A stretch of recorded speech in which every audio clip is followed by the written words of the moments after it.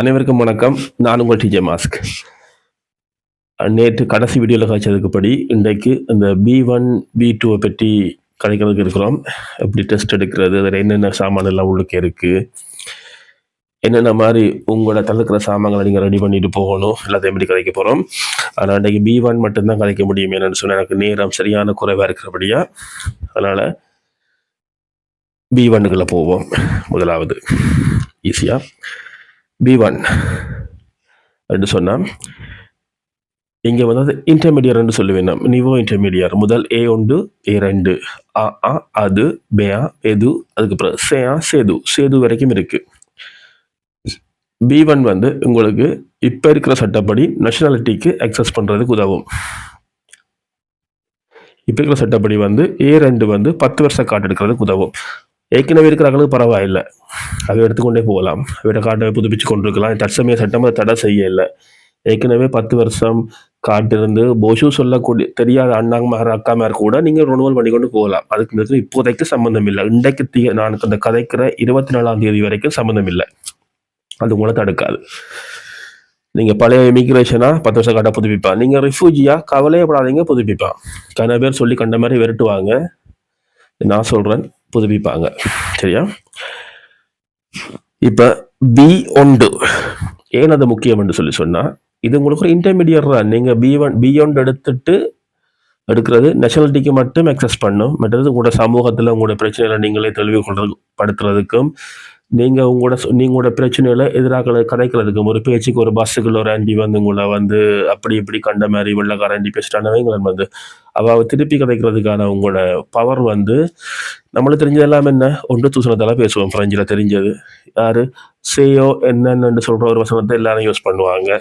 நான் சொன்னால் அப்புறம் அதை பிளாக் பண்ணி விட்ருவாங்க. அதனால் வந்து இந்த வீடியோக்களையும் யூடியூப்லேயும் மேக்ஸிமம் வைக்கிறதா முடிவுபடுகிறேன். யூடியூப்புக்கும் டிக்டாக்குமான பாலிசி கைட்லைன்ஸ் வந்து வித்தியாசமாக இருக்கிறபடியாக யூடியூப் எனக்கு பெட்டர்ன்னு தோணுது. டிக்டாக்கில் இன்ட்ரடக்ஷனை போடுறேன், அதுக்கப்புறம் நீங்கள் யூடியூப்பில் வந்து பாருங்கள்.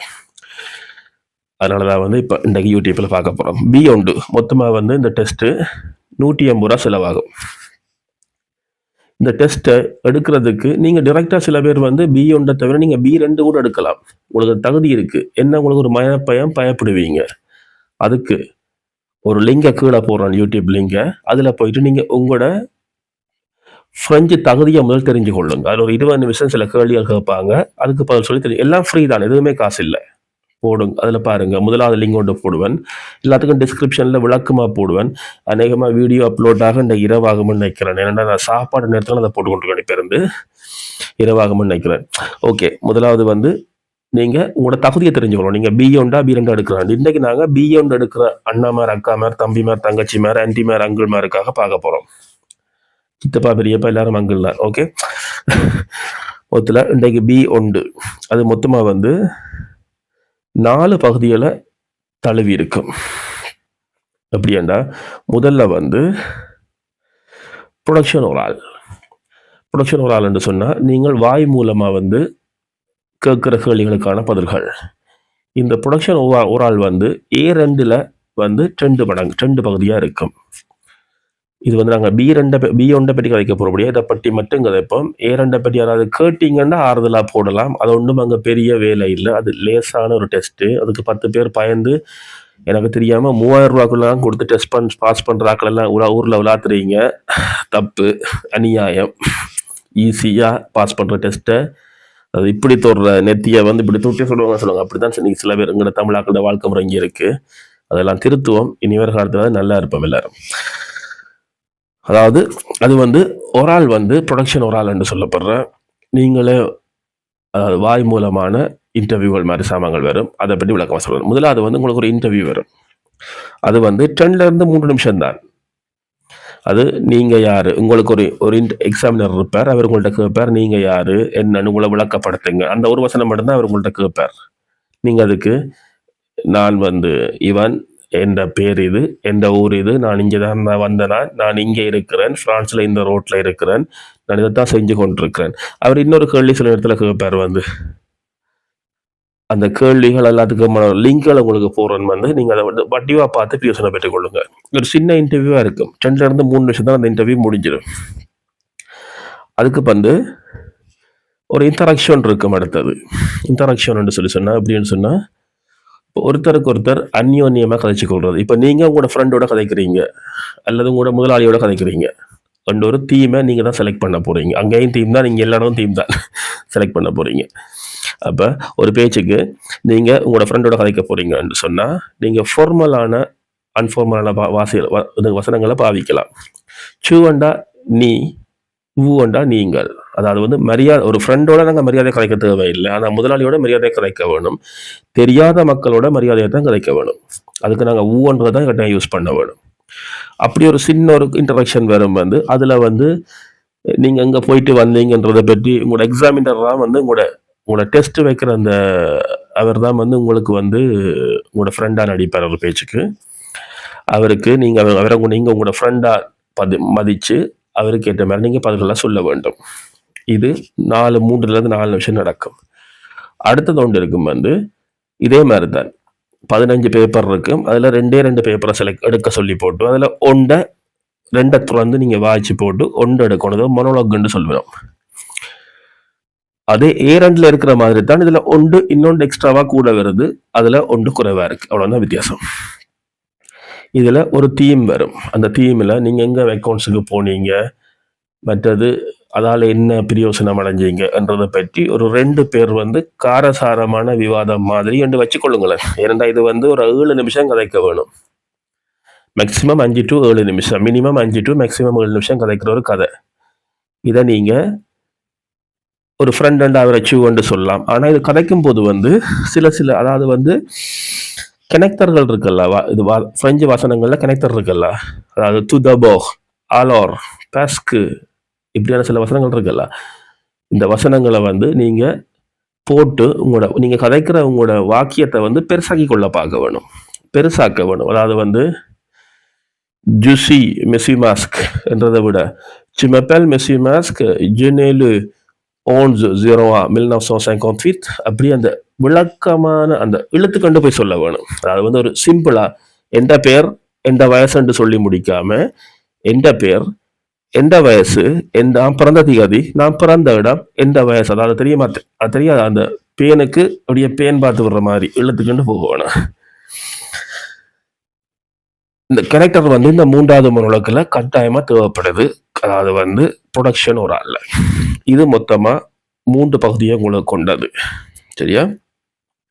அடுத்தது வந்து கம்ப்ரஷன் ஒரு ஆள். அதாவது வந்து ஒரு டேப் ரெக்கார்டர் உங்களுக்கு போகும். இப்போ ஆதுவில் போகிற மாதிரி தான் இதில் 2 முறை போகும். அதில் சில ஒரு 3 வகையான டாக்குமெண்ட்ஸ் போய் கொண்டிருக்கும். முதல் ஒரு வகை டாக்குமெண்ட் போகும், அதுக்கான கேள்விகள் டொக்கிமோ ஆண்டு இருக்கும். உங்களோட கையில் வந்து ரிசல்ட் ஷீட் இருக்கு, ஒரு பேப்பர் இருக்கும். அதில் உங்களுக்கு கொஷின் பண்ணுறது மட்டும்தான் உங்களோட வேலை. 2வது டாக்குமெண்ட் போகும், சரியான ரெஸ்பான்ஸை கொஷின் பண்ண வேணும். ஆது மாதிரியே தான் 3வது டாக்குமெண்ட் போகும், கொஷின் பண்ண வேணும். ஆனால் என்ன, ஆதுவில் வந்து இது சரியான அந்த விளங்கி கொள்ள ஈஸியான மாதிரியா இருக்கும். ஆனால் பேயால கொஞ்சம் கஷ்டமா இருக்கும், பேதுவில் இன்னும் கஷ்டமா இருக்கும். பேதுவில் இந்த ரெக்கார்டிங் வந்து 3 முறை போகும். இப்போத்த சட்டப்படி போக வேணும், போக வைக்கணும் இவங்க, அதான் உண்மை. சரியா? அந்த கேள்விக்கான பதில நீங்கள் இது 25 நிமிஷம் தான் உங்களுக்கு பிடிக்கும். வந்து கம்ப்ரஷன் ஒரால் 2வது அதில் பகுதி. அதுக்கு பிறகுதான் எல்லாருக்கும் வந்து திக்குன்னு அடிக்கிற ஒரு பகுதி, அதாவது வந்து கம்ப்ரஷன் ரிக்ரீட். கம்ப்ரஷன் ரிக்ரீட்டில் வந்து கட்டுரை கொடுத்துருப்பாங்க. இதில் உங்களுக்கு 3 வகை கட்டுரை கொடுத்துருக்கோம். ஆதுவில் வந்து 2 நினைக்கிறேன்.